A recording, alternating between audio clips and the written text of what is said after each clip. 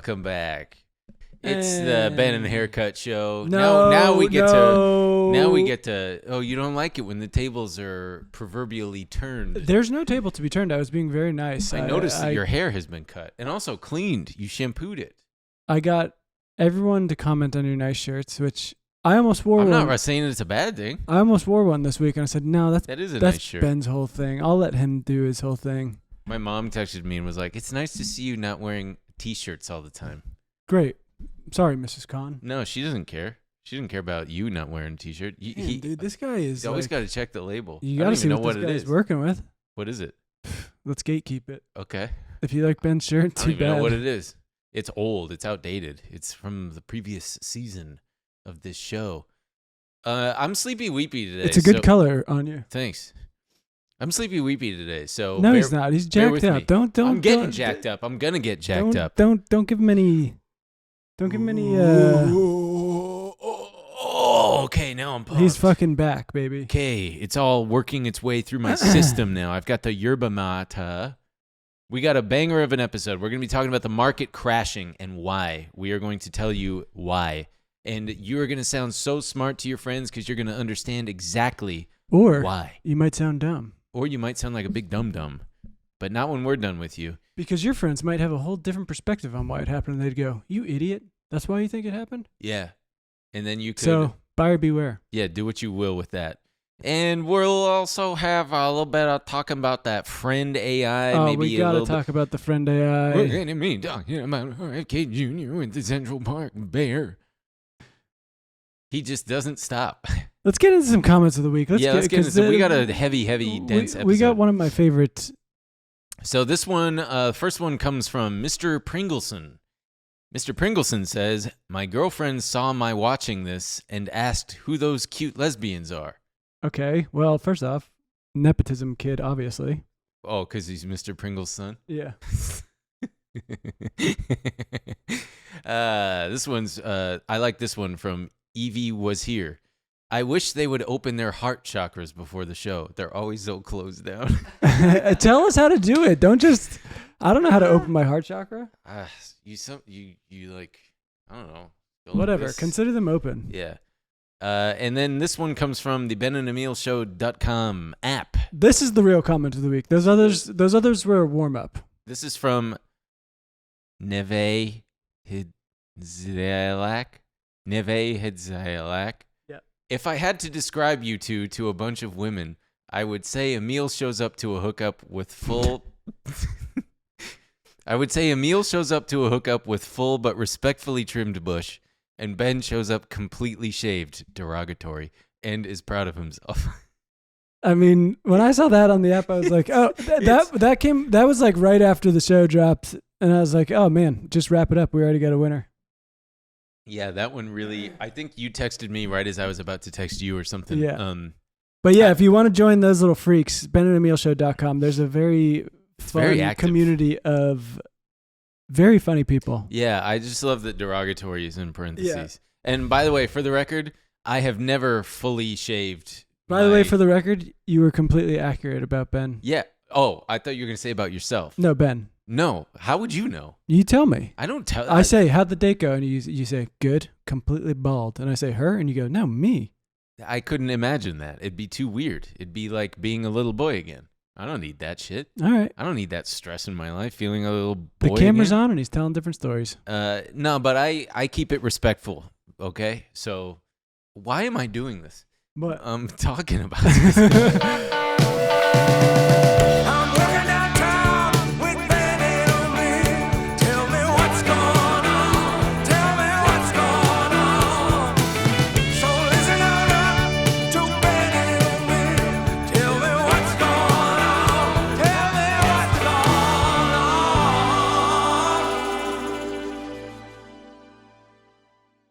All right, before we get into it, I have a little story to tell, and I humbly ask you to listen.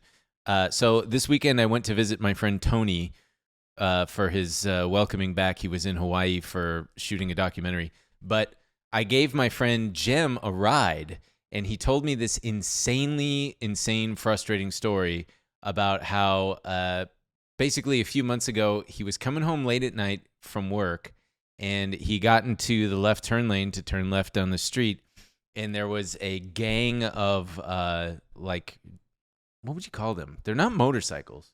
Those little scooter things, I've seen it. Like, yeah. There's like huge groups of them in LA. Huge groups of them in LA. And this one guy was popping a wheelie and not paying attention and going on the wrong side of the road, crashes into his car, goes like head over the handlebars. And, you know, he wasn't that injured, but Jim got out, checked on him, helped him up.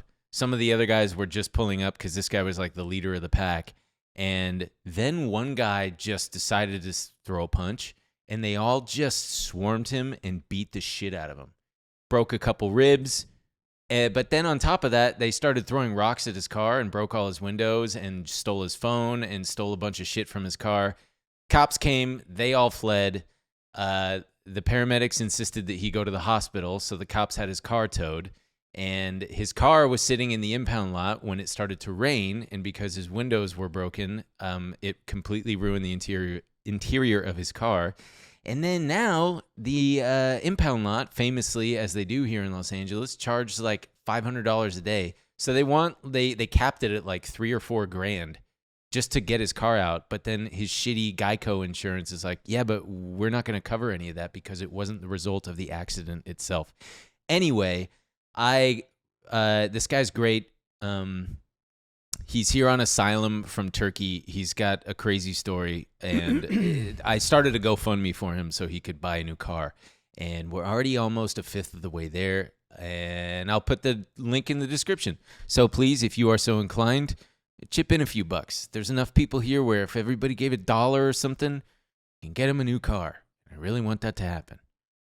Thank you for listening. Okay, let's get into the comedy now. Let's do the comedy now. Okay. Man, Emil, how about this stock market crash, huh? How about it? You know that it's getting bad when they're talking about when I start texting and say, should I buy more index funds? Not that, but when they're talking about it on talk radio, and it's like it's usually for me an indicator that things are about to turn in the opposite direction, but I don't know if that's the case this time. I think it's going to keep potentially dropping. But okay. Let's explain. So there were several reasons why the market dropped precipitously. Reason number one, last week unemployment ticked up and the Fed maintained and did not cut interest rates, which kind of spooked a lot of people. Which I told you they were going to do, and you went, really? That they were going to maintain? What, because Nick Timiros telegraphed it? No. You just knew? Just me and J-Pow? J-Pow. We call each other. We talk. Butthole mouth? Yeah. And then number two, you had the Japanese stock. Now this is, boy, if you're not Japanese, give yourself a little pat on the back right now, because they. I wouldn't say that. They had a bad. They had a bad couple days. They had a bad couple weeks. Their major index is called the Nikkei, and it sold off 12% early Monday, and it was the biggest sell-off there since 1987 for their fifth straight red week down. Off of a 3-day sell-off of 22%. So in 3 days, their whole shit got rocked by 22%. That's not good. So why did that happen? Well, several reasons that we will get into. Number one, the weakening U.S. Economic data spooked them, but also, and this is the big one, the Bank of Japan hiked their rates, and the yen went up like 3%, I believe. And we will talk about that. But before we get into that. For the first time in a very long time. Very long time. Then the MSCI Asia market, which is another big one, erased all of their 2024 gains. South Korea dropped 9%. And then on top of that shit sandwich, the little doo-doo sprinkle on top, you had news hitting over the weekend that Warren Buffett, you guys know, everybody knows who he is. He sold half of his Apple stake. Which is usually not last good. Quarter. Yeah. When a big guy like that, when a great big guy like that sells some of his precious Apple, but now Berkshire Hathaway has $277 billion in cash just sitting there ready to invest. And people are speculating that he sees like. Wait, so tell me one thing. Did you make a lot of money off this? I made a good amount. I was properly hedged not as hedged as I would have liked to have been. Definitely had some wild fluctuations, but yesterday I was in the green. Today I am in the red. And real fast, part of the reason why Berkshire had a good quarter this last quarter was from Geico. Fuck you, Geico. Get Jem's car out of the impound lot. Thank you very much. Wow. Okay, and then so more of the now we've got so we had the shit sprinkles on top of the shit sandwich. Now we've got shit truffle oil or something. Truffle shavings. If it was oil, you just pour it. You wouldn't have to. That's true. So Yeah. maybe it's shavings, I guess. Or Salt Bay. It's like the shit Salt Bay, and he's sprinkling doo-doo flakes. Second quarter earnings disappointed because they all had high expectations. You had Microsoft and Google sold off after reporting. The McDonald's CEO came out and said that they've been seeing a slowdown in visits from low-income customers. How do they know who's low-income or not? Oh, you could just tell when they walk in. Could describe. What do they look like? No, I won't do. I'll leave that up to the McDonald's CEO? board Yeah. board members. Or they're coming in like old cars, old beat-up pieces of shit. Oh, we got another low-income. Maybe it's just by their menu. Imagine walking up to the counter, you place an order, and they're like, "We got another low income," and you're like, let the boss know. Put a tally on the low income look. Then Amazon dropped 8.8% Friday, reporting weaker revenue growth, which really fast. Weaker revenue growth. You know how much revenue they pulled in last quarter? "How much?" Like, I want to say 100 and 100. He asked a rhetorical question. I want to say it's either 120 something or 150 something $billion in revenue in a single fucking quarter. That's ridiculous. And then, okay, so there's a lot of shit going on here, guys. Then you had Intel dropping 26% last week, which was its worst day since 1985. And going absolutely nut and like laying off 15% of their workforce, like 15,000 people. And then the guy is like tweeting scripture out. Like this dude is seeing end days. He tweeted, I got it right here. He tweeted a Bible quote. Let your eyes look straight ahead. Fix your gaze directly before you. Give careful thought to the paths for your feet and be steadfast in all your ways. Proverbs 4:25. When your CEO starts tweeting out scripture, it's time to maybe get on LinkedIn, start sending out some resumes. # open to work. Someone had they quote tweeted it and said, "I'm new to stocks. Is it good when a CEO starts praying?" Jesus Christ. So funny.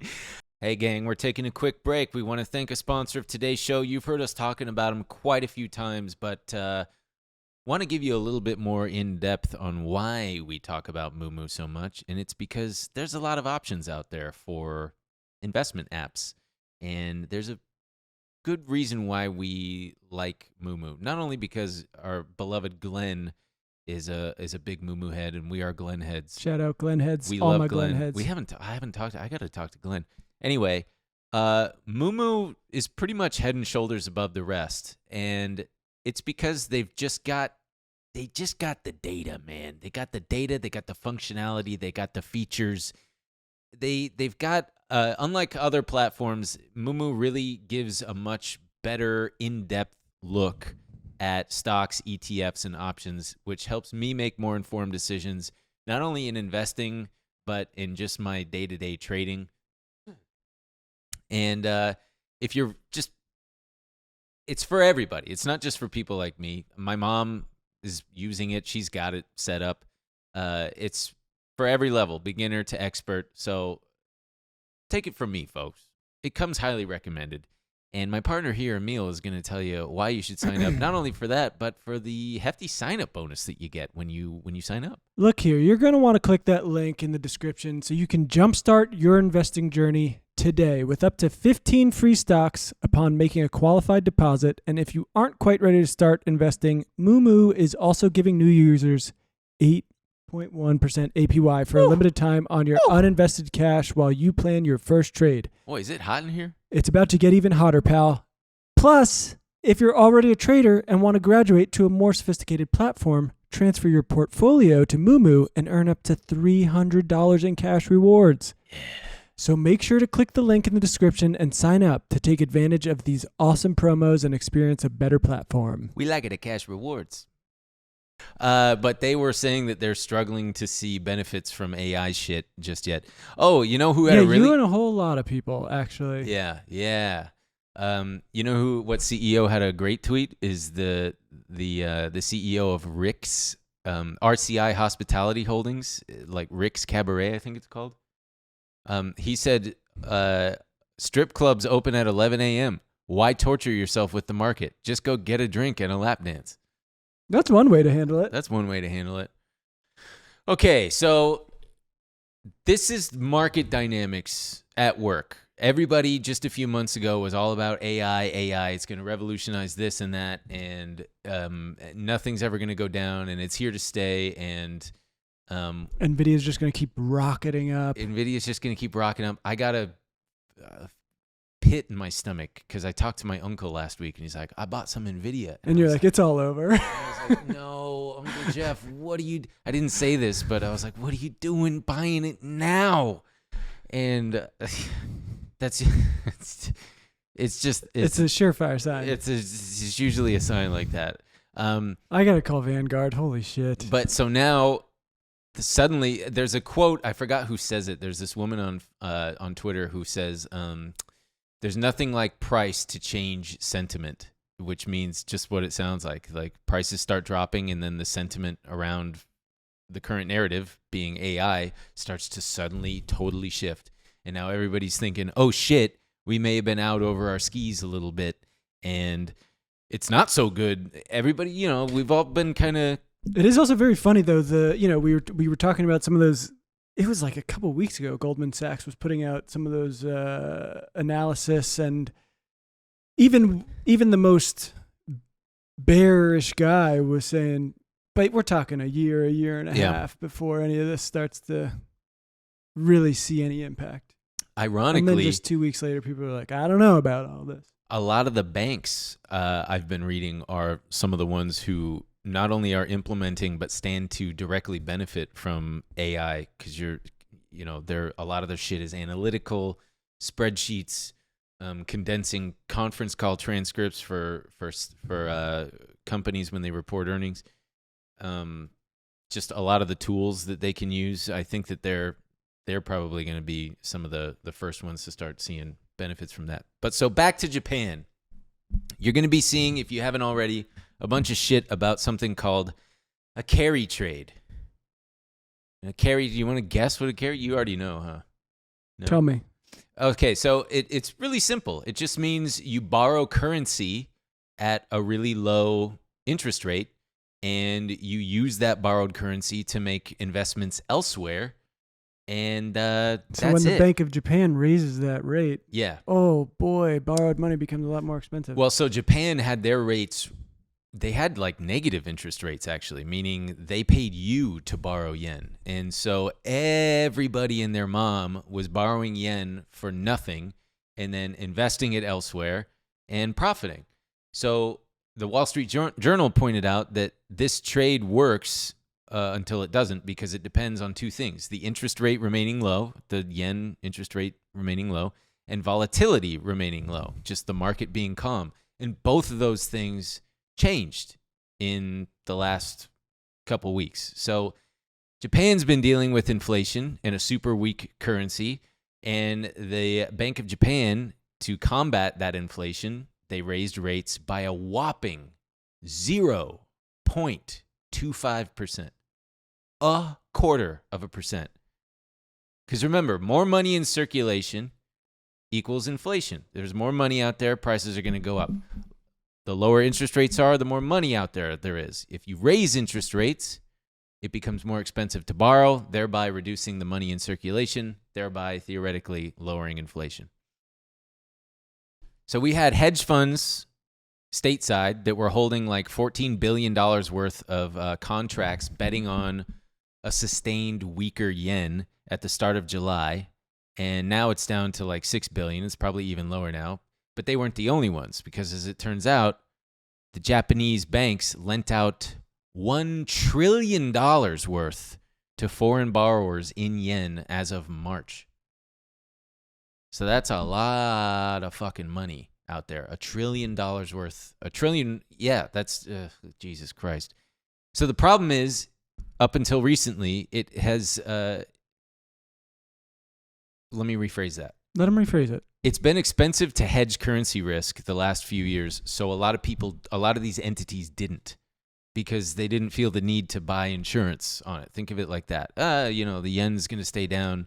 The Bank of Japan is going to keep interest rates low. It's too expensive to hedge this bet, so let's not. But now they're all rushing to hedge, and they're buying yen, and they're creating this feedback loop. The low interest rate loan that you got buying yen is now more expensive. So now you have people selling. You remember they borrowed yen to buy this other shit. Now they're selling the other shit or whatever assets they bought to repurchase the yen to pay it back.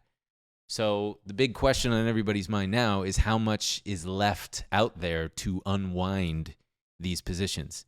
And so that's part of why the Nikkei dropped. That's part of why, that's a big, the main reason why the Japanese stock market dropped, and a big reason why the American stock market has been getting its ass whipped. But then, like yesterday, overnight, it all just rocketed back up. I mean, it bounced like 10%, and now, and in my view, man, I don't know. Now it all just feels like a weird blip. Yeah, because like everyone just panicking for nothing. If this was, I mean, yesterday seemed full blown like recession incoming. You're fucked. Yeah, the volatility index hit a high of, and then everyone woke up and was like, actually, I was crazy yesterday. I'm so sorry. I don't know what got into me. I know I said what I said, but like I was mad. Okay, hey, babe, can I talk to you about yesterday? I don't even know who that guy was. That's so good, man. So you're saying that's what all the investors and shit were? That's who they were? Mm-hmm. Yeah. But the thing is, this guy that you're describing, he might be borderline or something. I know. I think he might be. But the stock market always has been. Yeah.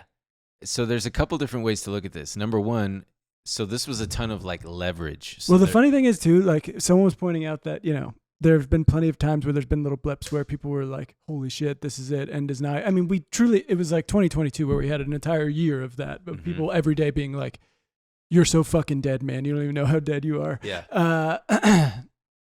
But then there are real crashes. And I'm sure at that point there was people going, yeah, but come on, people freak out all the time. Yeah. And so that's one of the other things is things happen way, way, way faster these days. And I'm talking faster than just like 10 years ago, where it took a lot longer for information to get disseminated, for a narrative to get established, and for the market and all its participants to kind of digest and look forward and look beyond, because that's, at the end of the day, what the market is. It is a forward-looking thing. So you had the volatility index, like I said, hit just about the same level as it did at the very bottom of the market in 2020 when we had the COVID crash. So you got that this weekend. All of my Twitter was just the most. Was yours all fire and brimstone? Yeah, that's what's weird. It's like I think that you have a whole day of like just how quickly it happens. An entire day of everyone being like, everything's different now. We're moving into a new economic territory. Mm-hmm. And then just people being like, I don't know. I guess it feels okay. Yeah. But so like today, as of this recording, the market bounced a good amount. But from the way it was going to, because the stock market has to bounce back or we're all fucked anyway. So like when things dip, it's not a bad idea to buy index funds. So I was like, the way everyone's talking, this is going to get way fucking worse. I should hold off a little bit, not. And then I was like, Christ, what happened to my big discount here? Oh, yeah, because it bounced so much. Yeah. But then it started to kind of sell off toward the end of the day. And the volatility index just completely, I mean, it was as high as like 65 yesterday. And then it was back in the 20s today. I don't think it's done yet. I think that it's kind of tricky because the NASDAQ is already down. This is its fifth straight red week down. And I don't know if we'll have a sixth and seventh in a row, but it's been a long time since we've had that. And I think that there's more to come. And then you also have, on top of that, Kamala Harris. There's also, behind all of this Japan stuff and earnings. You're and saying AI Kamala and shit, Harris is behind all this. I'm saying that her and Nancy Pelosi and the global cabal, folks, it's time. We're taking a break. We're taking a quick commercial break here. Stay tuned. You're going to want to hear this one. This is going to be entertaining and useful for you. See, for most of the year, fancy underwear technology sounds silly and unnecessary. You hear words like breathable, quick dry, moisture wicking, anti-odor. It's overkill. But then summer hits and you get that warm, humid stuff. Steaming beads of sweat are forming slimy pools in places they shouldn't. Suddenly, breathable, quick dry, moisture wicking, and anti-odor are sounding pretty damn essential. Summer is here, and you need to be prepared like me with MeUndies. Oh, yeah, I got mine on. I'm going to be real with you guys. I was definitely one of those people who I said, what do I need nice underwear for? I'll just go down to Target or Marshall's. I'll just put on a paper bag. I'll just pick up, a pack of 72 for $3 or whatever. 72. No, you get like a pack of 6. Yeah. And, I put on MeUndies. I gave it the old college try, and it ruined other underwear for me. That okay? sucks. So or that's great. It sucks for those other underwear. Yeah, that's what I meant. But look, MeUndies has something for every guy, all right? Especially this summer. They got the micromodal fabric, which is breathable and comfortable, and especially the ball caddy with its special pouch to help you avoid bat winging. That's when it sticks to your legs. Am I right, fellas? And there's a style for everyone. They've got a cut for every guy's butt, is what they like to say. Over 10 different styles. 100 different colors and prints, ranging from black to all over dinosaurs, which is really cute. MeUndies' signature super soft micromodal fabric is breathable, stretchy, and oh so comfy, making it ideal for all-day wear. If you need something even more breathable and summer-proof, check out the Move Me line with Breathe fabric, which has moisture wicking and anti-odor technology, perfect for working out or just keeping you extra cool on those sweltering days. And they're sustainably sourced. That's important too. Sustainably sourced materials, and they work with partners that care for their workers. Also, if you got a problem, you're not happy for any reason, you won't. But if you do, it's on them. It's on MeUndies. Incredible. So look, summer is coming. Be prepared with MeUndies. Get 20% off your first order plus free shipping at MeUndies.com/BAES, BAES. That's MeUndies.com/BAES for 20% off plus free shipping. MeUndies, comfort from the outside in. Did you see Trump do the Kamala crash? Are you serious? He said that? He truthed it. Oh, wow. He called it the Kamala crash? I think he just wrote Kamala crash, exclamation. Did he do it with a K on crash?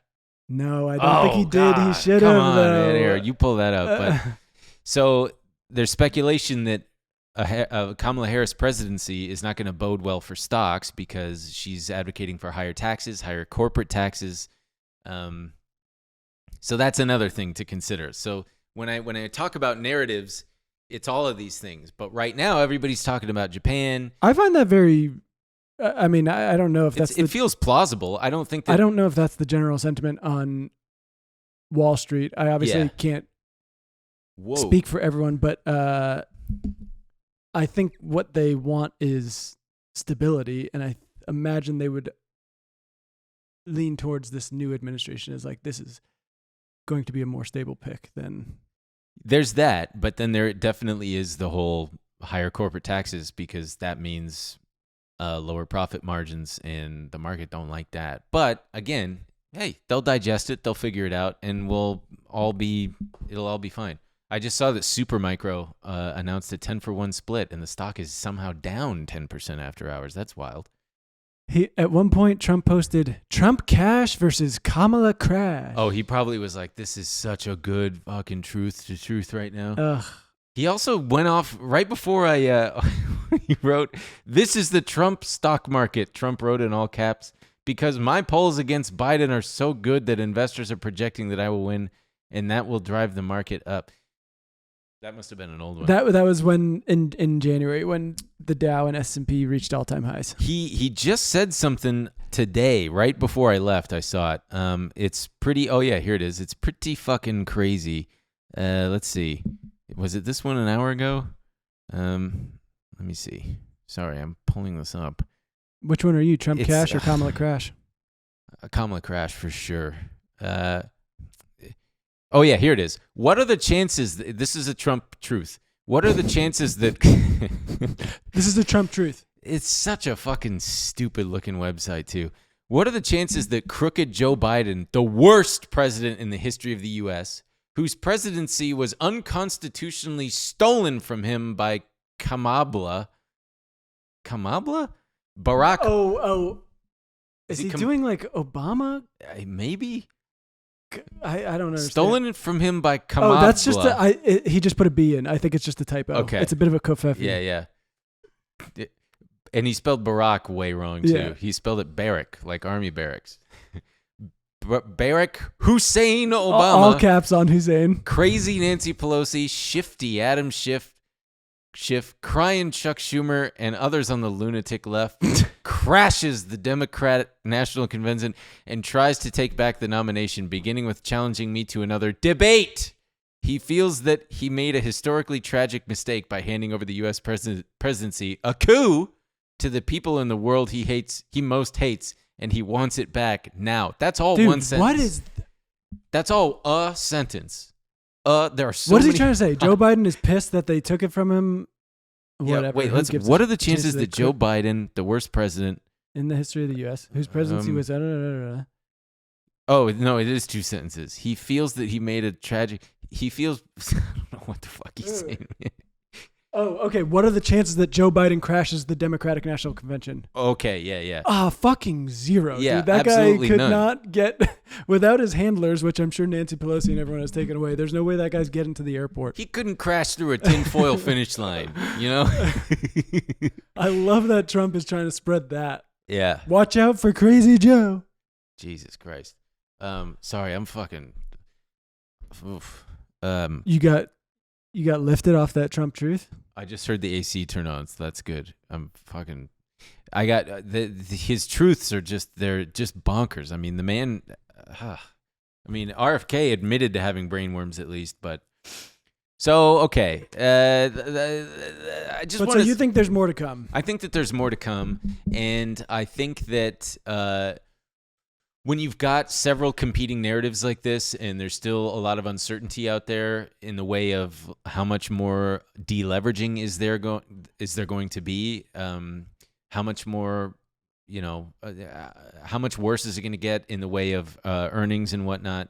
I just think that a one-time bounce does not necessarily mean that it's over. I think that there's a good chance in bear markets, there are a lot of really vicious upside moves that squeeze everybody out before tricking everybody, and then it just goes right back down. And when you were saying things happen much faster now. Yeah. Is that? I mean, do you think that's a good thing that now people? Because you were saying it took much longer for there to be a narrative around what was actually happening, but now you kind of have people coalescing around one much quicker. Is it like is? I think is there an idea that action can be implemented much quicker now? I think so, and instead of a bunch of guys in the 20s being like, now what in the hell is going on with this thing? Now hang on. I think it's good in that sense, but I think it's bad in the sense that it means that prices do not stay low for very long at all. At least in like the indexes, they crash and then bounce. Like the COVID, all of the COVID losses were regained within like a month or two. Right. And that's wild. Like I would much rather it kind of take its time and really digest and allow the everyday Joe to get back in at lower prices. But yeah, these days it's just, and there's also so much cash. Well, I guess, but I think that's what's, when you say the everyday average Joe get back in, unless you're truly knocking on the door of retirement, there's nothing to be done. Yeah.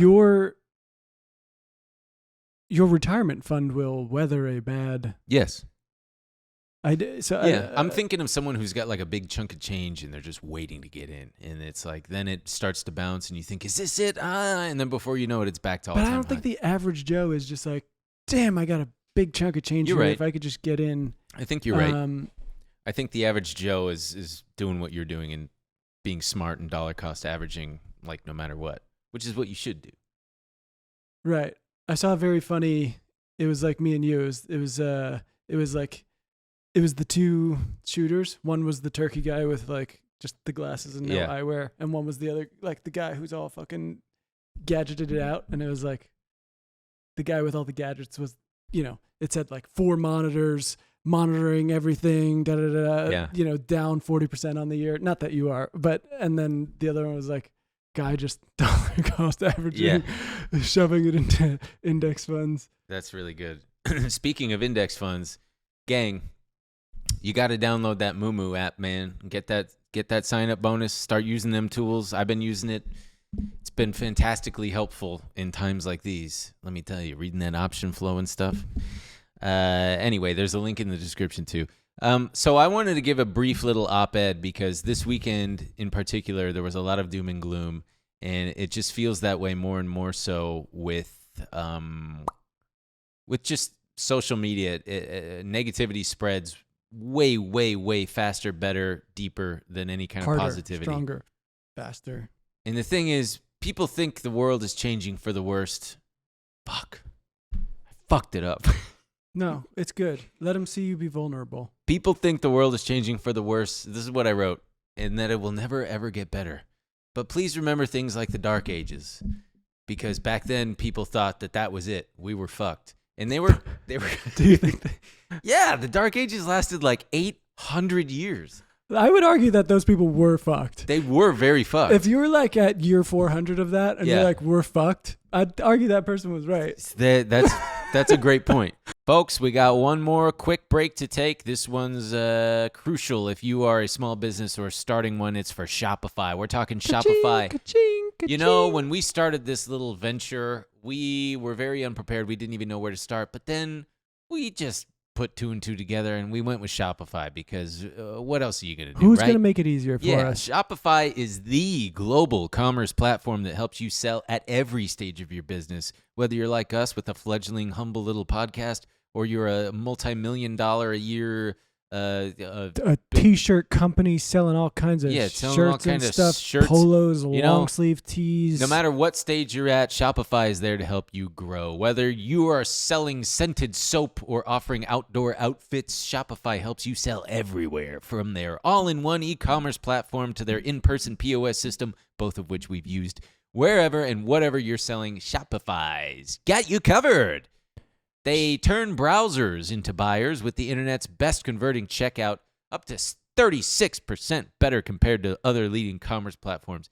And you sell more with less, thanks to Shopify Magic. Look, we've AI-powered all-star. We've talked about this before. We genuinely had no idea what to do when we first started doing live shows. We wanted to sell some merch. We had no idea how you even do that. And luckily, Shopify made it so easy. We literally got a little Shopify POS system and set up a Shopify store, added the items right into the POS very simply. So simple. And it was an absolute breeze, and it always is at shows thanks to Shopify. You know what blows my mind, pal? Shopify powers 10% of all e-commerce in the United States. That's substantial.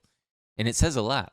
A lot of people trust them. Shopify is the global force behind brands such as Allbirds, Rothy's, and Brooklinen, and millions of other entrepreneurs of every size across 175 countries. Plus, they've got extensive help resources there to support your success every step of the way, because businesses that grow with Shopify. Sign up for a $1 per month trial period at shopify.com/BAES. That's BAES. All lowercase. Go to shopify.com/BAES now to grow your business no matter what stage you're in. Shopify.com/BAES. Ka-ching. So what I'm saying... If someone came to me and was like, look, in 400 years, things are going to get a little better, I'd be like, fuck you. So I won't be around, and also my children's, they won't remember me. I'll be just dead in a ditch somewhere. Oh, man. That's crazy to think about, that we got relatives who were alive in like the 1300s and 1400s. Yeah. No clue who they were, what they were like. Were they assholes? Not mine. Were they like me at all? All right, sorry. I didn't mean to derail your thing, but... So what I'm trying to say is maybe we'll end up... I don't think things are ever going to... We're trying to say in 600 years, things could be okay. I'm trying to say that maybe we're headed toward just like a 200-year-long slump. But we'll eventually get out of it. That's what basically the entire Foundation series is based upon. What is Foundation? Foundation is this Isaac Asimov sci-fi series. Ah. It's incredibly fun. If you haven't read it, there's like, it encompasses like 3 different series, and it ends up being like 18 books. They're all very cool, but the whole crux of it is that this guy is like, dark ages are coming, and it's going to last for 10,000 years. Ugh. And they're like, oh, get out of here with the bad news. But then he's like, if you let me do this little project, they'll only last 1,000 years. Is he an alien? No, he's created this thing called psychohistory, where he can study. That's psycho. It's psychohistory. Uh-huh. It's very cool. If you can if you can whittle it down from 10,000 to 1,000, why not 1,000 to 100, man? It's just not the way psychohistory works. And if you knew Harry Seldon, you know he's doing his best.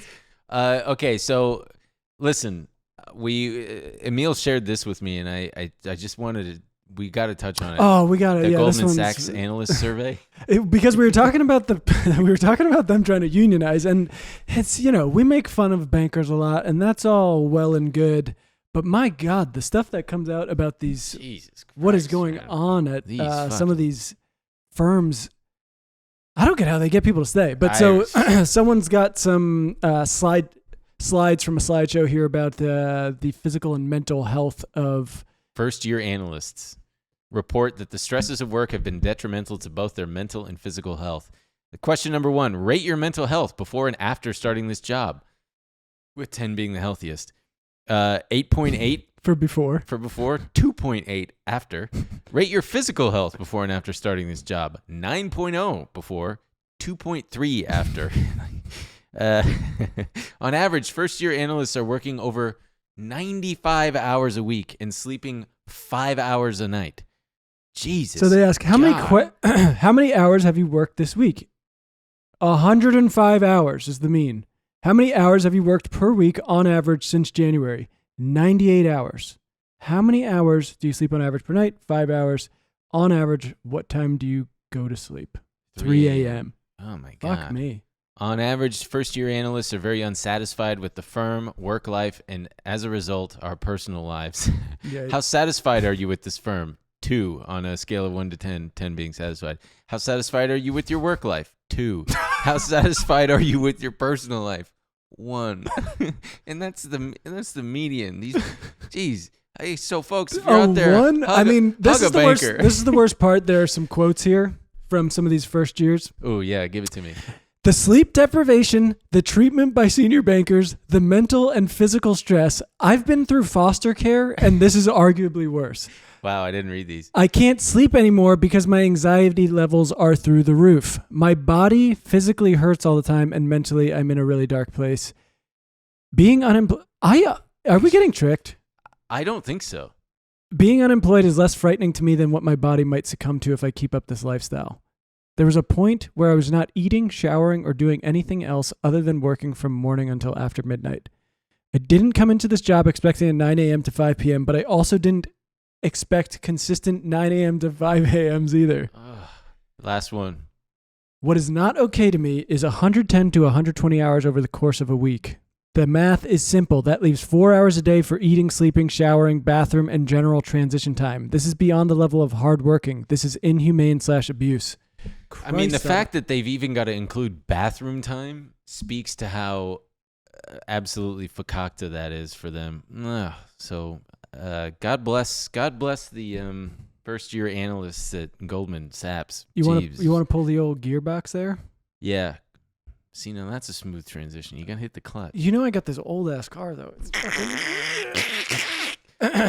Okay, why don't... So, look, if you were not on Twitter late last week, you might have missed... Should we play the video? Because the video is really beautiful. You might have missed the drop from Avi Schiffman.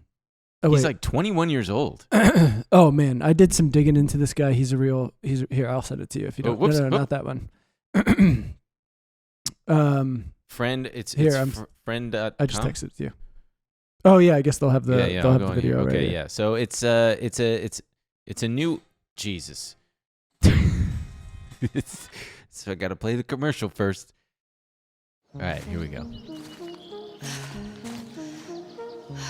Gosh, I'm out of breath. We made it. But we made it. Woo! I don't know how to woo very good.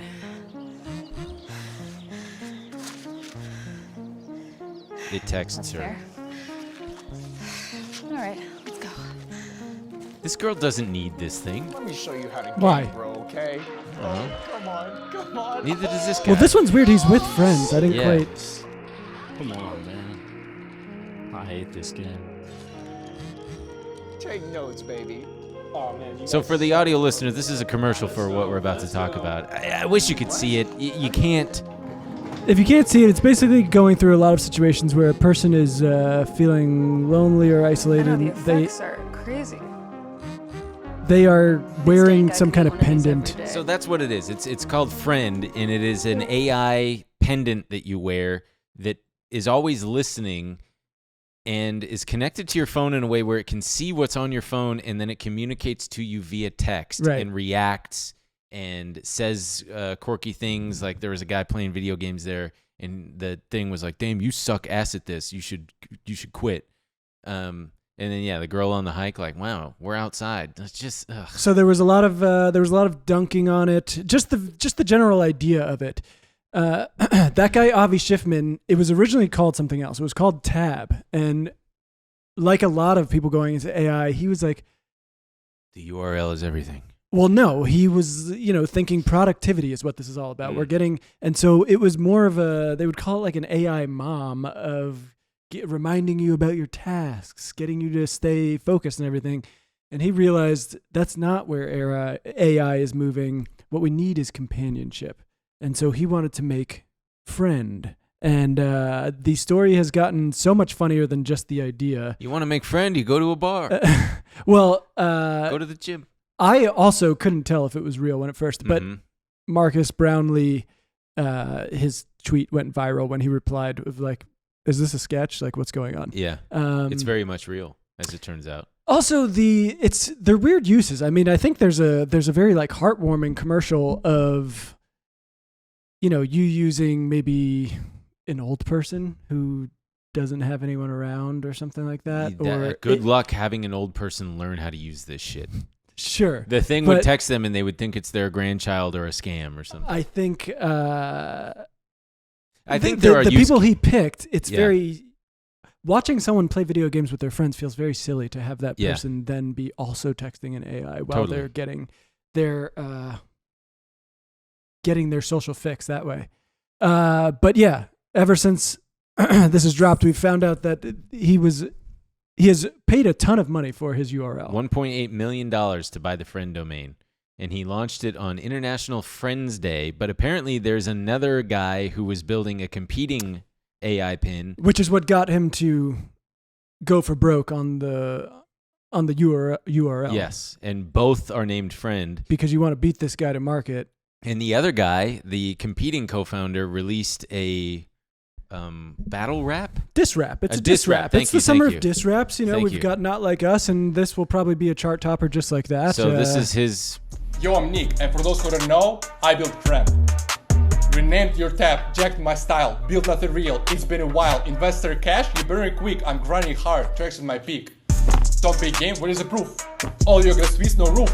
I'm the founder, hardware in hand, user Shishido can't understand. I view your jokes, spend a meal on a name, can't ship a thing, just Twitter fame. Friend and yours, riding my wave, open source spam, digging your grave. Take a seat, I've learned the grind, you're wasting cash, I'm building in time. Respect the game, respect the source, I'm the real friend, the AI force. The AI force. I love the rattle of the microphone sometimes. one thing is undeniable: the man's got flow. Oh, I thought you were going to say one thing is undeniable. The man is Russian. Sure.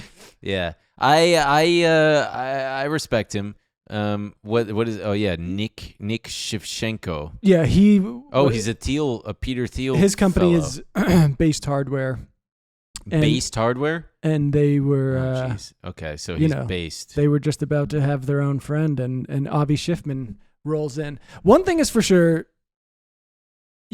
Silicon Valley was a documentary. These people are fucking freaks. Yeah, they are. They are a bunch of little freaks.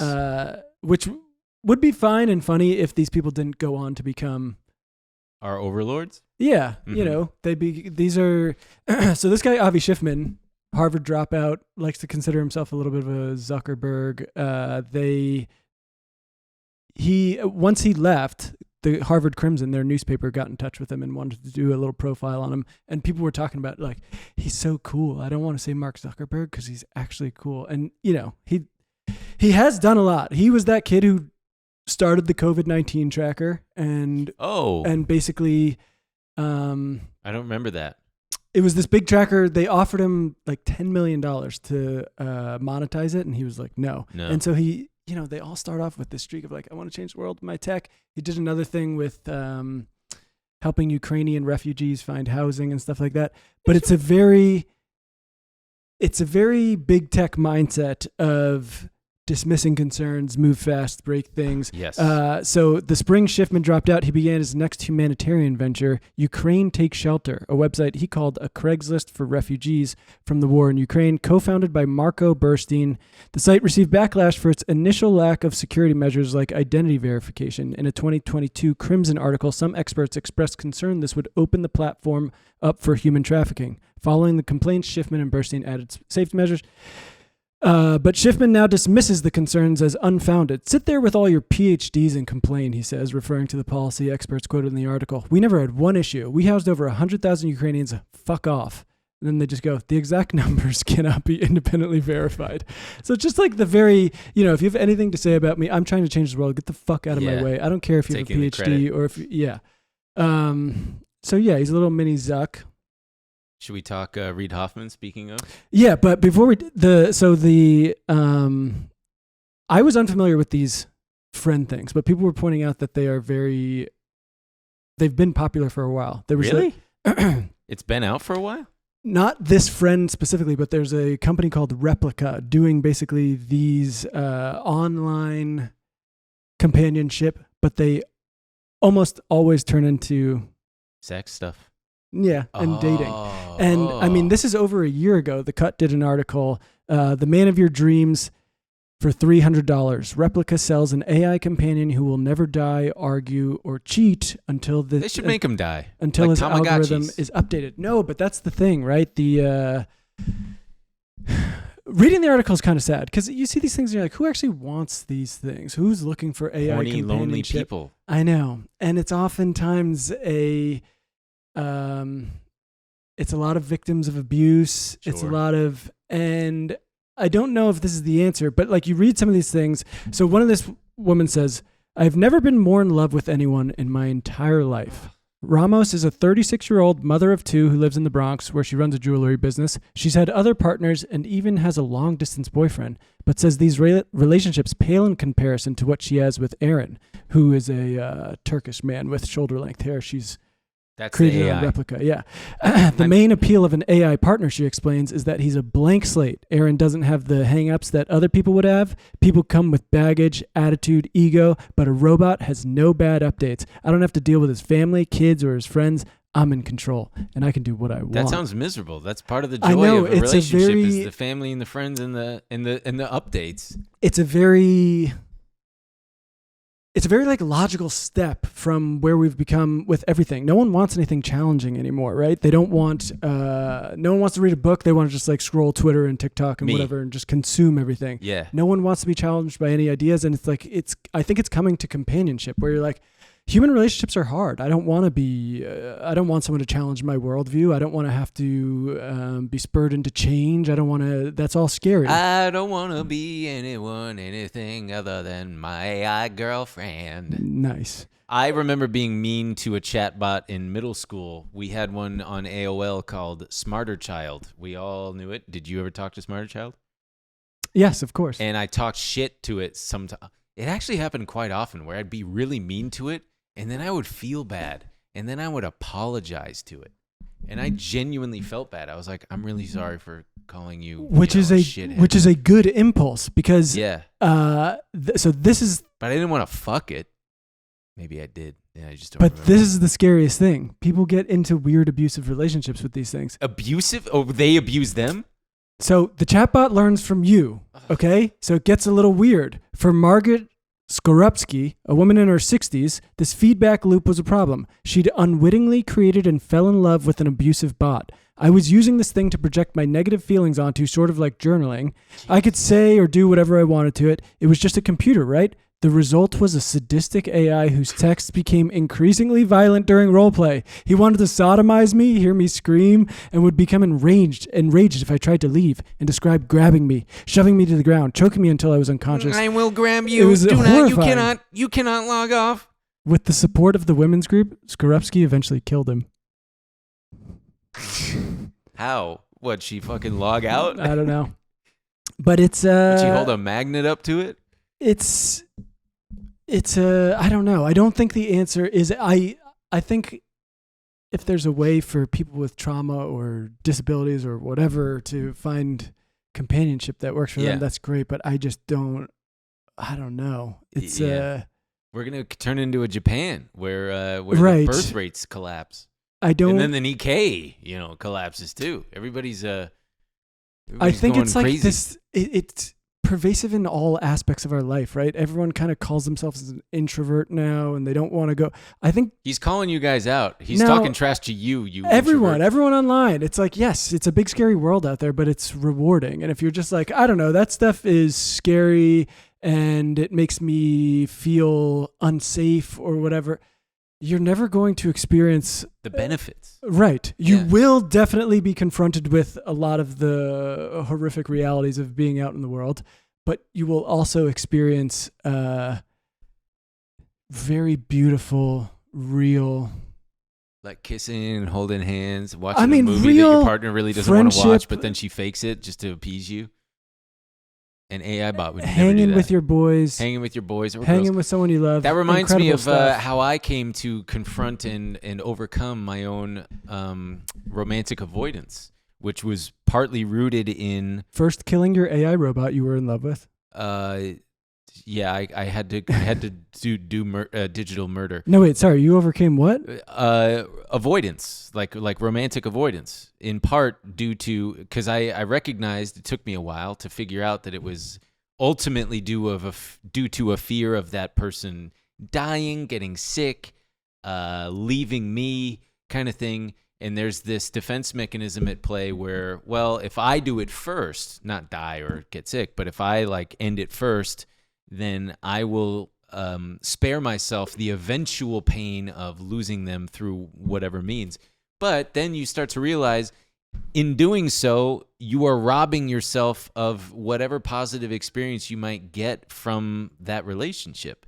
And I would rather, 'tis better to have loved than lost, than never to have loved at all. That's Shakespeare. Yeah, I mean, not only robbing yourself of positive things, robbing yourself of negative things. Negative things happening to you is like Is good, you're saying. It's not good. It's just a human It's a human- experience. yeah, like yeah. you want to grow from things. You need to. I also think there's this How very Buddhist thing of where people are like anti-mistake. You have to do things and try things and come out of it and be like, well, that didn't work. Maybe something else. And just because something didn't work doesn't mean it's a massive failure or even a failure of anything. It's just Actually, if it didn't work, it is a massive failure. no, it's not. I know. You just have to keep trying and pushing Yeah. things and being like, why didn't that work? What can I change? Instead of being like, that was scary and weird. I don't want to do anything like that ever again. Yeah, you think these fuck. Oh, dude, I just watched my guy Mondo fucking kill the pole vault. Did you watch that? The guy with the dick? No. I'm The sure guy- he has a dick. The guy whose dick knocked over the pole? No. You didn't see that? I saw it, but that's Too bad not- we won't be able to show it because NBC and the Olympics are in There's cahoots. a Swedish guy, Mondo Uh-huh. Duplantis. Uh-huh. He's incredible. He has no peers in the sport. Wow. He sits there and he didn't even go because you can kind of pass on heights. Mm-hmm. It's not encouraged if you're not that good, obviously. But They start off at like 5.7 meters, and they're all like doing their damnedest to jump over this thing. They get up to like 5.8, 5.85. Where's this guy from? He's He was born in America. He's got a Swedish mother and an American father, but he competes for Sweden. Yeah, put it up at about 7 meters. He I will jumping over it. He lives in. He went to LSU. Nah, he's Swedish. Okay, yeah, Swedish. But I mean, this man. Watching me jumping very high now. Give me the gold. He doesn't even start jumping until it gets to like 5.9, 5.95. I don't even start jumping till it gets to it's about like weirdly 5. Italian. I know, You're it's doing very it. Italian. It's not even like I don't start it, but it was really incredible to watch. And then so he warms up on like 5.95, which is what the silver guy got. Oh, Silver man. gets over it, he clears it, and then he puts it at 6.1, which is the Olympic record. Mm-hmm. Who held by who? I don't know, some guy named like Serg or something. He fucking smokes it, goes over 6.1, and then he puts it 1 centimeter above his own world record because all he does is continue to beat his own world records by 1 centimeter. That's okay. No, it's actually I really respect it. he He's gets really smart. He gets paid every time. he gets paid every time. Like they 100 pay me every time I do. Right. So he's just going to continue to do it. He gets like 100K. So he puts it up to 6.25, fails it the first 2 times, third time clears it. World record, Olympic record, shattered. Did you see the German, like truly the most Aryan looking motherfucker I've ever seen in my life? A rowing guy. Mm-mm. He just looks like he was chiseled. He looks like a Lego made a wish to become a human. And also like, I'm not making a judgment about this man. I'm just saying that, man, that is one German-looking guy, just so. This guy German. kind of looks like Timothy Chalamet a little bit, and people were going like Lisan Al Gaib, but then someone said Paul Atreides, which I really liked. Paul Atreides, because they use the pole to really good. All right, let's do what the other encouraging. There's clearly a backlash to all this because it doesn't even matter. But the Google AI Gemini thing during this Olympics. They basically pulled the AI ad because they were like, "Oh, everyone fucking hates this shit." Because the ad is just saying like, "Hey Google, my daughter really looks up to this Can one you write athlete. me a letter for me? Can you have the AI write a letter for her to write the letter to the athlete?" But that's what I'm talking about. It's this whole thing. It's Write like, the letter. do fucking something. Write. Experience the goddamn world. Write a letter with your daughter. All right, so let's just cut to fucking RFK. RFK. Oh, we got to talk about this. RFK Jr. admitted. So it begs the question: what was the point of this entire campaign, if not to just reveal how much of a weirdo this fucking guy is? He is zero political capital. All excitement about this guy has completely he's evaporated, just a whipping boy. And everybody's just blasting him. The entire thing is just brain worms, being an absolute psychopath. And this was him trying to get ahead of it's too long to play the whole thing. It right? is. Yeah. So, but he basically heard that the New Yorker got wind of a ridiculous old story about him from 10 years ago. And he put out a tweet. He's like, I'll get ahead of this. Try spinning this, the New Yorker. 10 years ago, there was a dead... So here's the actual, which is really funny. This person points out that Tatiana Schlossberg wrote this article for the New York Times, having no idea that the culprit was her mom's cousin, crackhead cousin. And the headline was, "Bear found in Central Park was killed by a car." Her crackhead cousin? Her mom's crackhead cousin is RFK. He's a crackhead? Schlossberg. She's joking. He's not a crackhead. Got it. So, Jack Schlossberg is the fucking the crazy guy, the Vanity Fair guy now. So what had happened was RFK was in somewhere. He's in upstate New York. He's in his words, which I think he's lying. It sounds like one of those things where you're adding details to soften the blow. He says that he was leading a falconry tour, and there's a line of cars with a bunch of them, and one of them hits a bear cub. And he said, I don't want that. Someone's calling a meal. I don't want that bear to go to waste. And I've got a bear tag, so that means I can take this thing home and skin it. We're going to be all good. And eat it. And which is crazy. Is bear something people eat? I don't know. Yeah. Okay. Well, and also I got to point out, someone else pointed out on Twitter that the guy who's against vaccines is like, yeah, I'll eat roadkill bear. Right. And so so he puts it in his car and he's like, I also got to get to the city because I have a dinner at Peter Luger's Steakhouse. And so God knows how long this thing has been sitting in his car. He's enjoying steak whatever at Peter Luger's in Brooklyn. Mm-hmm. By the time the dinner's over, he's like, holy shit, I don't have time to go back home. I need to get to the airport. I got to dump this bear somewhere. Yeah, so his friend said, a person, this is from the article, a person with knowledge of the event said Kennedy thought it would be funny to make it look as if the animal had been killed by an errant cyclist. So he got on a bike and took the bear cub. There's a picture of him pretending to get bit by it. And he jokingly said, maybe that's where I got my brainworm, which I think is pretty true. But so it's funny that in the video that we're not going to play because it's too long, he says, yeah, I thought it would be funny. I kind of got a kick out of the idea of dumping it and just confusing everybody. He thought it would be like a good prank. Which he did. It was, at the time in 2014, it was all over news stories. Yeah. People were going, how the hell did this bear get here? Because there was no bears in Central Park, obviously. Yeah. And people were like, it's obviously isn't a cyclist did not run into a bear and kill it. Yeah. And I just love that he said, try and spin this, New Yorker, and then told the weirdest story. And they were like, actually, we don't have to. You're an insane person. You are. I got to say this. Look, I don't support the guy, none of this, but there's a small part of me that gets where he's coming from when he's just when he says, hey, this will be funny. In that his brain, like mine, doesn't work very well.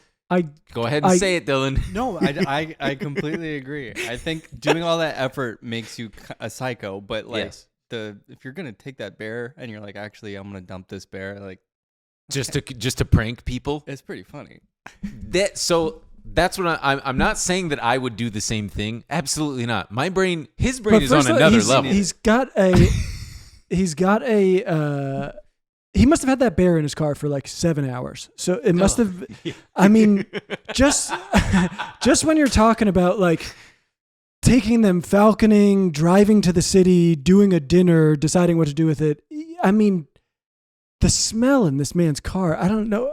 It's such an East Coast wealthy, like fucking Connecticut guy thing to be like having steaks at Peter Luger and going, I got this bear coming in my car. What should I do with it? And the friend being like, oh, why don't you drop it off in Central Park?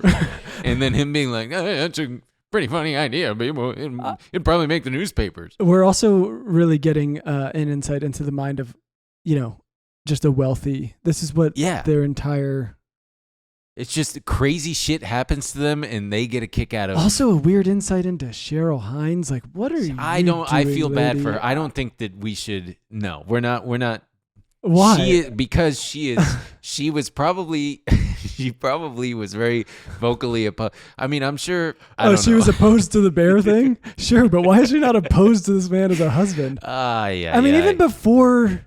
Maybe he's a good kisser. Maybe he's a really good kisser. I mean, before she even knew him, his ex-wife or widow killed herself because he was such a I think miserable adulterer and all this shit. I think he's probably got an older millennial on his campaign who naively thinks that no, you should get ahead of it. Yeah, no, or like all press is good press, and it's like, no, you don't understand. This is the type of corked up white boy that people eat up, but it's like too corked up. It's beyond corked up.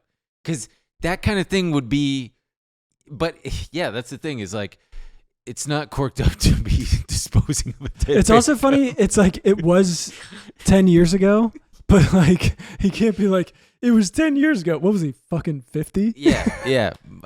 It was 10 years ago. I've grown a lot since then. I will say, I don't think that this is more just funny. He's an insane guy. I don't think this is a disqualifying. If you're a president, so you think he should still be? No, I think he has like repugnant beliefs and is a psycho. But if someone was a good candidate and did a little prank with a bear, I'd be like, sure, very weird, but not a disqualifying. Okay, so just one last thing before we quit. Because as of today, I just have to say this. Just speaking of rich guys and stuff, Twitter is suing like what would you call it? A consortium of advertisers that like bailed. Yeah, and they're alleging that they've all conspired to ruin X because they refuse to advertise on the platform.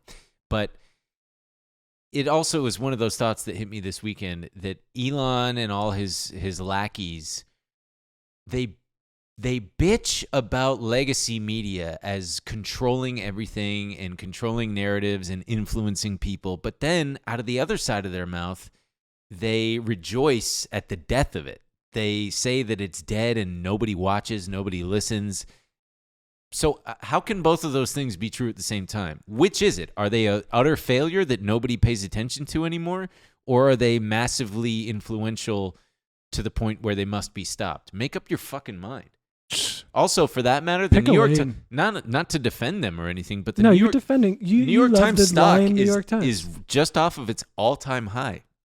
By any measure, that's a successful media company.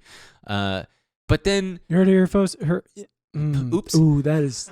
No, that's but who am I? You see it, folks? You know what's brutal? What? So on August 1st, whenever it was, Saturday or Sunday or something, I woke up and I looked at Sarah and I said, I tried to say it's my birthday month, and I said, it's my birthday munch, and I was like, oh, fuck. And then truly, like, every day I've, like, fucked up. I got into the shower, and it was a little hot, and I went, ouchie mama. And she was like, do you think it's ouchie mama? It's aichi wawa. Ouchie mama is bad. I didn't think anything of it. It's aichi wawa. Yeah, but it can also be ouchie mama. I've heard that before. I don't think it's a real thing. But No, anyway, but let's make it sound off. If you're still listening, first of all, you're an absolute total freak. I'm just having a real birthday munch of it, and it's ouchie mama, you are. Yeah, it's boy, not yeah. going well. So, and just one more thing, their big complaint about the what is she crying about? They're saying that the kitty cat's crying. They're saying that the legacy media is too big and powerful and concentrated, and yet. What is that if not fucking X, if not Twitter? One guy is controlling the supposed biggest media platform in the world, and you guys are all okay with that? Me seeing a girl I used to date at the farmer's market. What is that if not X?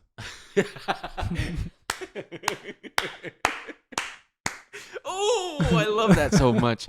Okay, folks. We're going to go ahead and say stop now. We hope that this was a good episode. The bonus is sure to be extra good because now that yerba mate is kicking in.